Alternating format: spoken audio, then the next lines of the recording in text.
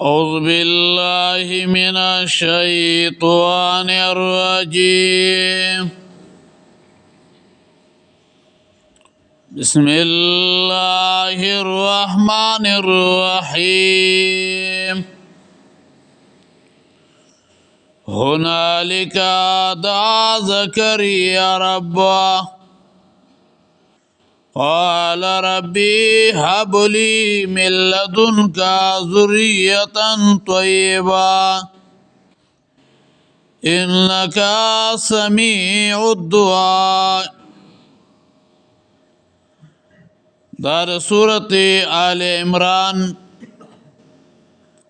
38 نمبر آیت مبارکہ تلاوت شو. هنالک دعا زکریا ربه، پدغزه کی دعا وکړه زکریا علیہ السلام د خپل ربنا. قال ویلو ربی اے رب زما، هب لی اوبخ ماتا من لدنک استاد طرفنا، ذریتن بچے طیبتن فاک، انکا سمیع الدعائی یقیناً تو قبل ان کے دعائی. مفسرین یو خبر پسی بل خبر اغا را یادیگی.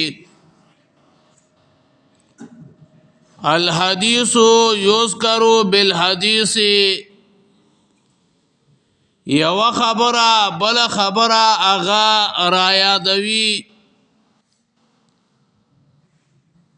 ته زکریا علیہ السلام بچی نکیدل لوجی د بوډاوالینا. نو د زکریا علیہ السلام د مخکنا نر بچی نو، نو دویلو چې الله رب العزت بی اسبابا بی موسما میوی او رزق اغا ورکیو. الله رب العزت ماتا په حالت د بوډاوالی کې بچي هم را کولی شي.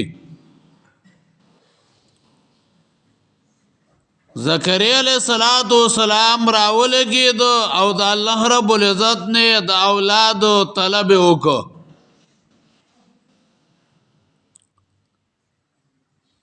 او دویم وجه مفسرین ویا عدم التوجه الى شيء مشهور، یعنی کلا یو مشهور شي تا د انسان توجه نه یا، او د دې مطلب دا نه ده چې د زکریا علیہ السلام مخکې د اولاد پیدا کېدو باندې یقین نه و، وسی یقین شو. نا بلکې مخکې توجه نه و، نو وسی توجه پیدا شو. او کله کله د انسان یو خبرې ته توجه نه یو، نو چې یو کار ویني یو خبره ویني، نو په هغه ټیم کې هغه خبرې ته او هغه کار طرف ته توجه هغه پیدا شي. هنالک دعا زکریا ربه، په دغه وخت کې آواز وکړو زکریا علیہ السلام خپل رب ته. د دې مفسرین یو څو معنی ذکر کړي. یو معنی دا ده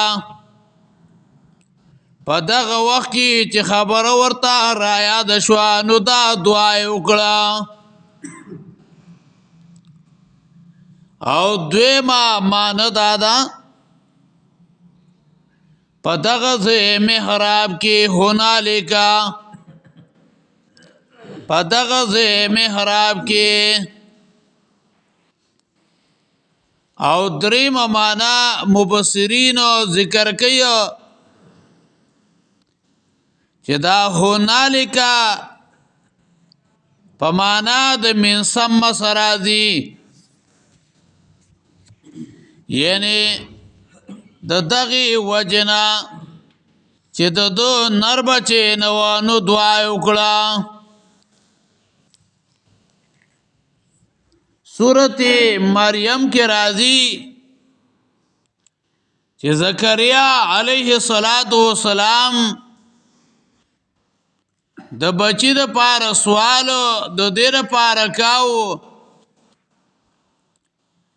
چې زما د نبوت میراث او د یعقوب علیه السلام د اولاد میراث هغه پورته کی، یعنی بچی چې غوښته نو دای یو دینی کار او دینی مقصد د پاره غوښته. بیا یې دا واقعا په منځ کې راوړه. په دې کې د الله رب العزت د قدرت اظهار دی چې الله رب العزت یو داسې قادر ذات دی چې بوډاوالی که هم بچې هغه ورکولی شي. بل دا چې الله رب العزت د خپلو بندگانو د انبیاء علیهم السلام او د نیکانو خلقو دعاګانې اوري او هغه ورله قبلوي. ګوره کله یو انسان یو دعا وغواړي نو په هغه طریقه باندې ورله قبوله کي، او کله یو انسان یو دعا وغواړي الله رب العزت ورله په هغه طریقه باندې قبوله نه کي، په بله طریقه باندې ورله الله رب العزت قبوله کي. بل دا چې بوډاوالی کې اولاد ورکول د الله د قدرت نښه ده.